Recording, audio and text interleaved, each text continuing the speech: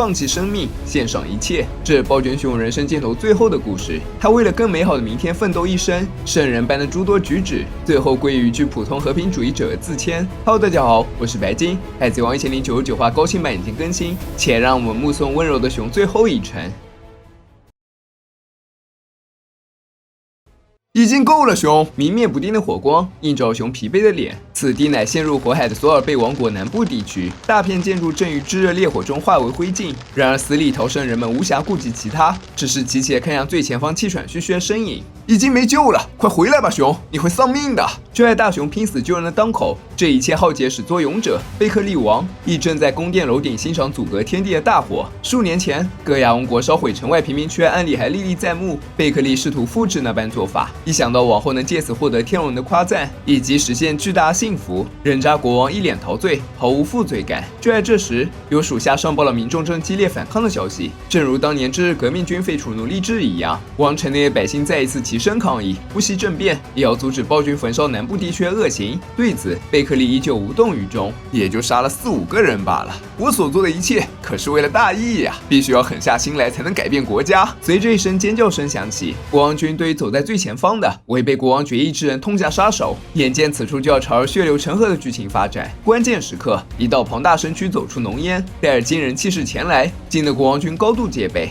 那边是谁？如果制止不了，就原地处决。但下一刻，惊异不定的士兵及迎上熊充满愤怒的脸。如果上天听不到来自受难者的哀嚎，那就让他熊以奇迹之手来施以天罚吧。远在后方教堂众人并不知道熊正经历怎样的战斗，大家忙着为伤患做紧急处理。大人们提醒波尼不要到门口去，没关系，明明是我父亲谨慎过头了。女孩随口说着，满是担忧地看向远方，那是父亲奔赴战场的方向。等等，你这混账，你可知对国王出手有什么后果？此刻王宫之外，敌方大呼小叫，反倒让熊更加恼火。他想起了在大火中生生烧死的平民，所谓炼狱不过如此，再没有多做废话打算。等贝克利王认出来者是南方教堂的乡下牧师，熊的熊掌冲击已经在宫殿上方轰然炸裂。那道奇迹之光驱散大火带来的黑云，成为索尔贝王国历史上永不褪色的一笔。后来人们将此次事件称为一人革命。关于索尔贝王国情报很快被递交至圣地玛丽乔亚。萨坦听说原来的国王被推翻了，不由得问起新国王是谁。赶在世界政府公开表态之前，被熊拯救民众们热烈盈眶，全部100%支持熊成为新王。但当国王什么的，实在不是熊想要的发展。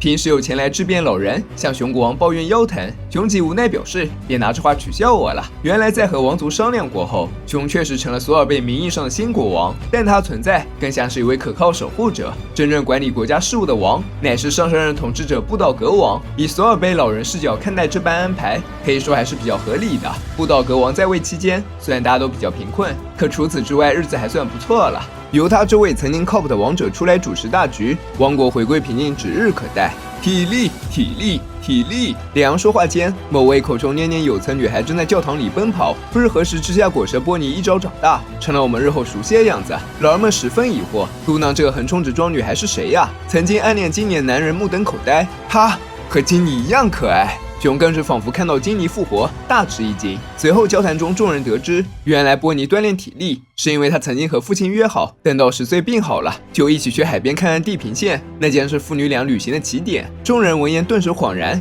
哦，这是波尼啊！年幼的波尼再迟钝，也察到氛围怪怪的。接着他就看到镜子中的自己，一声惊叫之后，备受打击波尼父女齐齐倒地。刚才是变身嘛？你什么时候吃了恶魔果实？旁人的询问，波尼根本答不上来。先前腰疼那老人掏出恶魔果实图鉴，根据使用效果确认，波尼吃下的应该就是可以自由控制年龄的碎碎果实。在大叔建议下，波尼又想尝试其他年龄段的模样。熊见状十分担心，在场只有他知道女儿的寿命已经所剩无几，要是勉强使用果实之力。正巧这时，本该忙于各项事务的布道格王来到教堂拜访熊，引起一阵惊呼。戴帽子男人啧啧称奇，说波尼真变老太婆了。实际上他手中抱着并不是波尼，真正的波尼还无法准确增加年龄。且不说连熊一时都认错了人，女孩询问布道格王，大叔你谁呀？布道格自我介绍，你是波尼公主吧？我是辅佐你父亲的人，我叫布道格。我有件重要的事。说到这里，老国王实在绷不住了。我的母亲王太后科尼还在你们手上呢，真是打扰了。然后还是说回正事吧。贝克利王即将回归消息打破了教堂内的平静，在其刻意宣传下，本拯救了索尔贝王国的熊，反倒成了焚烧村子、以暴力手段夺取王位的反派。就靠着一系列阴险卑鄙的手段，如今的贝克利赫然获得事业政府的支持。可气愤归气愤，这场无硝烟的战争中，友方已经先输一筹。布道格担心那混蛋必会回来抢夺王座，新的战争迫在眉睫。曾经南方大火惨烈犹在昨日，在场老人们变得忧心忡忡，他们已经经不起多少折腾了。对此熊没说太多，唯独一句我不会让他踏入国家一步斩钉截铁，比再多安慰都振奋人心。而这些年经历了太多事，现在熊已然是一位成熟的战士，不用布道格多说，睿智的大熊已经想到，如果全力对抗拥有事业政府支持、师出有名的贝克利，那自己必将沦为罪犯。没办法，主流舆论掌控在他人手中便是如此无奈。熊已经有了背负一切的觉悟，至于今后的事，就交给你了，布道格。还有，能不能把波尼藏起来？教堂到时候会很危险。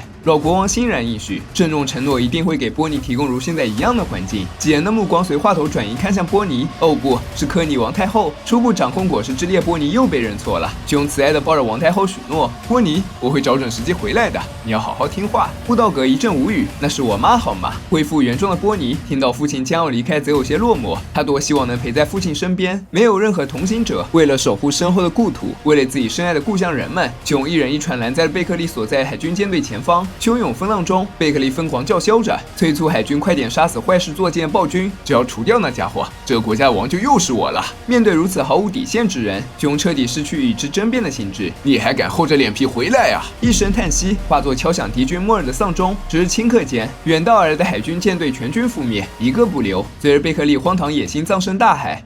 自此之后，逃向大海的熊正式沦为海贼，多重罪名加持下，暴君悬赏一路狂飙。而每当听到父亲的消息，小波尼就免不起泛起浓浓的思念之情。思乡的科尼王太后总是心疼向女孩致歉：“你父亲为王国背负了太多，他明明是个拯救大家的大英雄啊！”不过波尼在乎却不是父亲名声的好坏，他只想快点到父亲身边去。等我到了10岁治好了病，我也要当海贼。女孩的发言让王太后有些无言以对。我一定能长大成人。波尼充满了对未来的憧憬。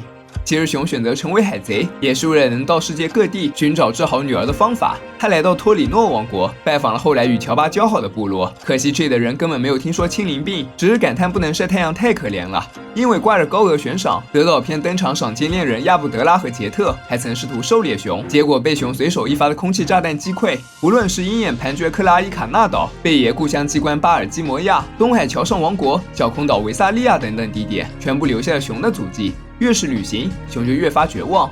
医生判断波尼寿命不足5年，活不到10岁，声音萦绕耳畔，成为了困扰熊最痛苦的梦魇。直到后来，他和已经乘上格拉马号的革命军主力再次重聚。黑龙船甲板上，莫里贝洛贝蒂热情跟熊打招呼。许久不见熊的龙也高兴和好兄弟喝上几口，叙叙旧。他说到，在熊离开这几年间，革命军遭遇了亿万闪电被抓的意外，再加上熊老爹身份经历国王、暴君到海贼巨大转变，怎能不让人感慨世事无常？贝洛贝蒂趁机询问熊：“我想当东军军队长，可以吗？”原来自打金尼出事，龙就一直把东军军队长位置留着。如果熊不允许，革命军的这一职务将永久空缺。时至今日，时间已经稍稍抚平熊的痛苦，他自然没有理由拒绝。接着龙说起了萨博，说起了科尔拉，他想让熊看看年轻志士们如今的模样，潜台词就是邀请熊重回革命军，但熊拒绝了。他跟随龙改变世界，初心还在，也非常想要回去，但不行啊，至少现在不行。龙当然知道熊正为什么心力交瘁，马上谈到关于贝加庞克的事。那位大名鼎鼎的天才最近遭遇事故，正在转移自己的研究所。曾经他在庞嘎泽德不好接触，现在其身边缺乏戒备，不妨去试试他能否治好波尼吧。说到这里，熊感动不知道说什么才好。谢谢你，龙，我都快以为没救了。我会去看看的。如果波尼的病治好了，我还想和你一起并肩作战。兄弟间生死相托，情谊无需赘言。龙握紧拳抵住胸口，帅气送上真挚祝福。任凭命运之风吹拂吧，我的朋友。愿一路念念不忘，必有回响。带熊回到索尔贝王国，波尼已经成长到能单打独斗战胜成年人。脸上结识日渐扩散的女孩，兴奋地跟父亲打招呼。反观他的陪练，全身上下只有嘴是硬的，坚称自己刚才手下留情了。这些都不重要。熊带着女儿千里迢迢来到海军科学班第8研究所，也就后来弹头岛。此时这里还是一副冰天雪地的环境。他们和贝加朋克出于有些好笑，双方均被对方的怪异镇住了。贝爷吐槽：“怎么会有你这样的人类？快让我研究一下你的躯体和肌肉。”为了科学进步，熊诧异于老贝狼牙棒似的大头，躲在父亲怀里的波尼更是直言不讳：“好大，好恶心的脑袋，生病就是这个孩子吧。”真是个狂妄的小家伙，虽然不让人讨厌。稍后在研究所内，贝加朋克和熊进行了一番长谈。熊的努力没有白费，连贝爷都感叹，能将青鳞病控制在这样的扩散程度真是不容易。而当贝爷说能治好波尼，熊称上是欣喜若狂，这绝对是他这么多年来听到过的最好的消息。同时，在另一个房间内，玩战头玩大负责波尼还不知自己的命运悄然迎来转机，借由一种全纤干细胞移植手术，他的病症不再无解。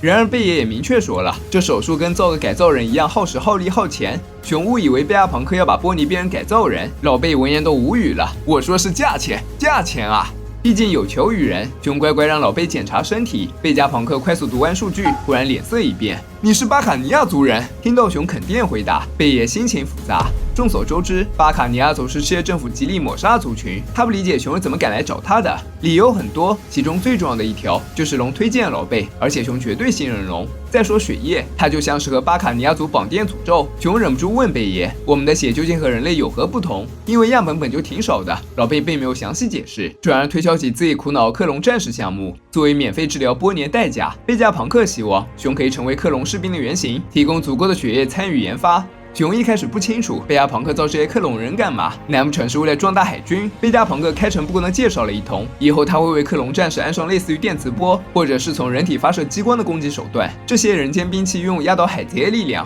在清除邪恶之人的同时，他们强者的身体会成为无辜弱者的盾牌，来自未来的战士。老头还没有说完，熊想起来龙对老贝的评价：这个天才是个很奇怪的男人，不过追求的方向却是正直、值得信赖的。换言之，熊相信贝加朋克会把克隆战士们用于正途，他愿意为了贝加朋克描绘的未来献上一切，只要能帮到其他人就好。这大概就是他此生的使命吧。贝爷还在纠结龙的评价有些高高在上，然后又后知后觉地想到，如果真把熊牺牲掉，龙一定会非常生气的。他的条件貌似有些过分了。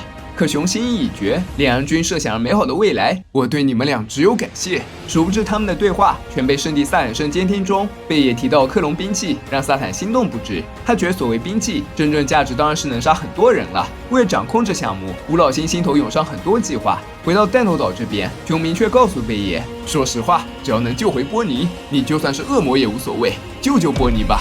备受震撼的贝爷称赞熊简直是圣人。熊说：“我不过是个和平主义者罢了。”两位本质上有着共同理想的男人相视一笑，日后震惊大海的和平主义者项目就此开启。可惜，正如我们后面所知，这个漫长的故事终究以悲剧收尾。以上就是《海贼王》1099话的全部内容了。下周不休刊，熊的回忆结束后，弹丸岛片应该就要完结了，就让我们期待巨人国的开幕吧。我是白金，咱们下期再见。